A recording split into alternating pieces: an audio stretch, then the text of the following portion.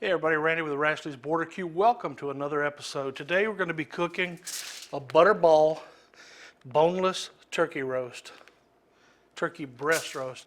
They make two turkey roasts. One is all white meat, breast meat, and the other one is dark and light meat both. This one is all breast meat, all formed into a roast. We're going to cook it on the Heritage oven, made by the good one, about 250 degrees. Y'all stay tuned. We'll be right back. Get it seasoned up and get it on the grill.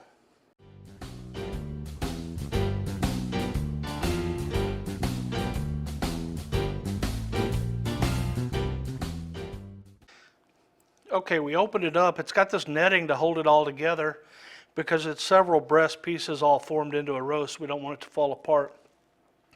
I've seen on the internet where some people cut the net off and then they have a pile of turkey pieces instead of a roast. Today we're going to season it up with this TexQ 956 all-purpose rub. I've reviewed this in a previous video. I'll put a link to that in the description box. I'll put a card up there too. We're just going to go ahead and give it a nice coating. Just give it a little extra seasoning. We're going to be smoking it up with some oak and mesquite, a combination of both, over some lump charcoal. Always like to wipe down my spice bottle because I touched the turkey, the raw turkey, and the bottle. So I'll wipe it down with one of these Clorox disinfectant wipes before I put it away. Okay, we got the turkey roast seasoned up. The grill's already lit. It's dialed in around 250, 275. Let's get it outside, get it on the good one Heritage oven, and let it soak up some smoke. See y'all outside. All right, we got the Heritage dialed in at about 275. Temperature will drop a little when we open the doors and put the meat in. Then I'm going to try to adjust it so it runs between 275, 250, 275. Let's get on with the show.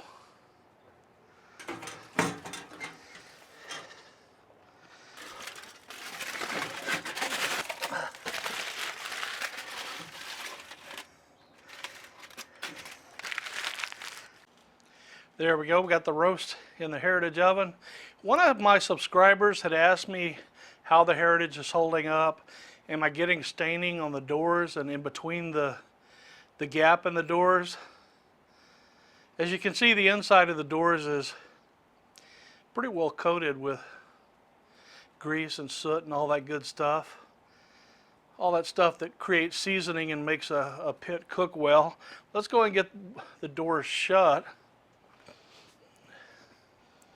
You can see on that gap in between the doors, there is some staining. I haven't tried to clean it off, so I can't say how hard it is to remove, but there is some staining on that gap. Here you can see that smoky stain on the left-hand door, but I'm not too worried about it. The one thing that does concern me is if you look at most of the grill, there's no rust. The sides, even the sides of the firebox and the front, but the lid itself, I don't know if that's powder coat or paint, but it's all chipping off the lid at the top of the lid where most of the heat is at, and some of the front of the lid. The remainder of the grill is not rusty at all, and it sits out on my patio without a cover. But that's pretty much it. Haven't used it in a while, but the vents were all still moving freely. No complaints on that. You can see it dropped to about 150 degrees with the doors open because I was talking too much. And it'll recover and come on back up to about 250 to 275. Let me get it dialed in and we'll be back. I don't know how well the smoke is showing up, but it's just a very light grayish blue wispy smoke coming out. It's not boiling white smoke out. That's exactly what we're looking for.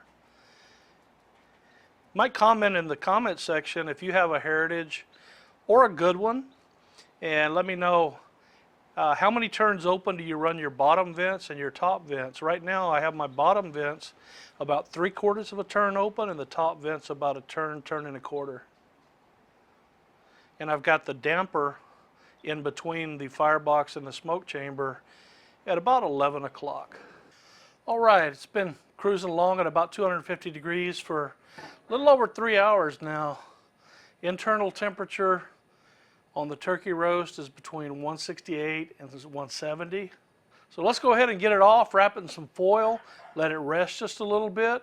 We got some green beans and some mashed potatoes inside, and we'll go ahead and serve up a meal.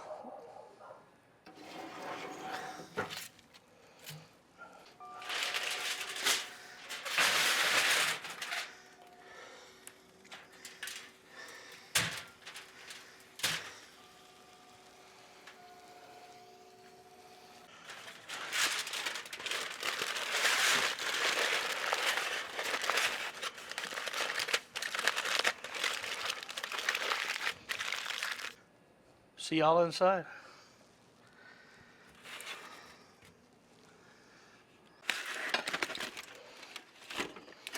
Smells good. Smells real good. Like I say, we cooked over some lump charcoal and used some oak and mesquite for flavor wood. Let's get the netting off of it.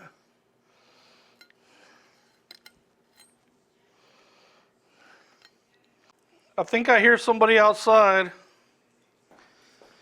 Serena, come here.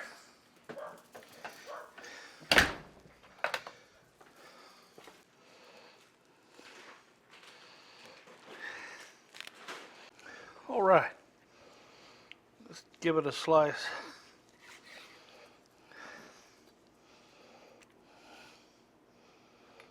Oh yeah, juice running out. Let me get you in a little closer.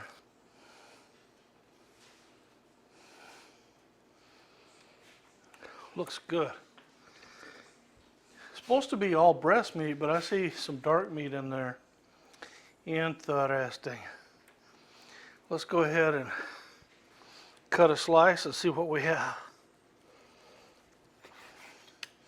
Slice is nice. Pink from the smoke.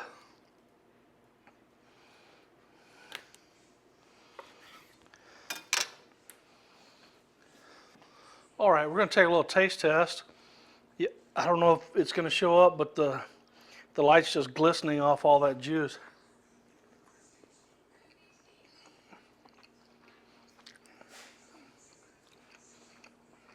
Very good. Nice and tender, juicy, moist. Put that 956 rub on there, all-purpose rub by TexQ Rubs down here in Brownsville, Texas. Really good stuff. Works good with the turkey. Doesn't overpower it. Gives it a good flavor. Let me go ahead and slice some more up. Plate some up with the green beans and the cream style, the whipped potatoes. And got a little gravy. And we'll show you the plate and we're going to sit down and eat. Thanks for watching.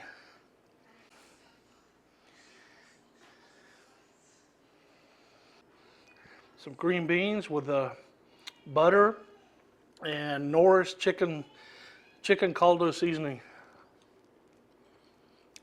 Some whipped potatoes with brown gravy.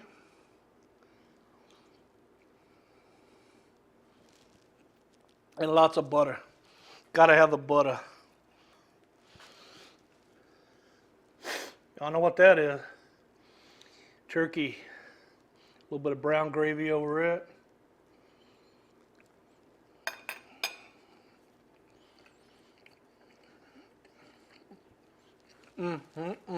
Other than the fact it looks like there's a little bit of dark meat in that breast roast, I'm going to double check the label, make sure it's a breast roast.